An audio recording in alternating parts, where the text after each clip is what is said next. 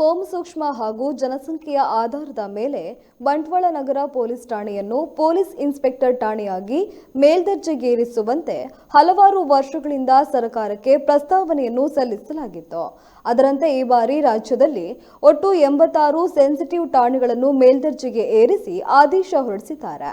ಬಂಟ್ವಾಳ ನಗರ ಠಾಣೆಗೆ ಹೊಸದಾಗಿ ಕರ್ತವ್ಯಕ್ಕೆ ಹಾಜರಾದ ಮಂಗಳೂರು ಡಿಸಿಐಪಿ ಇನ್ಸ್ಪೆಕ್ಟರ್ ಆಗಿದ್ದ ಚೆಲುವರಾಜು ಅವರು ಪೊಲೀಸ್ ಇನ್ಸ್ಪೆಕ್ಟರ್ ಆಗಿಯೂ ಮೆಲ್ಕರ್ ಟ್ರಾಫಿಕ್ ಪೊಲೀಸ್ ಠಾಣೆಗೆ ಸರ್ಕಲ್ ಇನ್ಸ್ಪೆಕ್ಟರ್ ಆಗಿ ಕರ್ತವ್ಯ ಮಾಡಲಿದ್ದಾರೆ.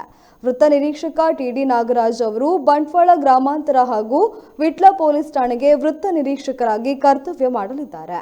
ಬಂಟ್ವಾಳ ನಗರ ಠಾಣಾ ಎಸ್ಐ ಆಗಿ ಪ್ರಸ್ತುತ ಕರ್ತವ್ಯ ನಿರ್ವಹಿಸುತ್ತಿರುವ ಅವಿನಾಶ್ ಹಾಗೂ ಅಪರಾಧ ವಿಭಾಗದ ಎಸ್ಐ ಆಗಿ ಕಲೈಮಾರ್ ಅವರು ಕರ್ತವ್ಯದಲ್ಲಿರ್ತಾರೆ.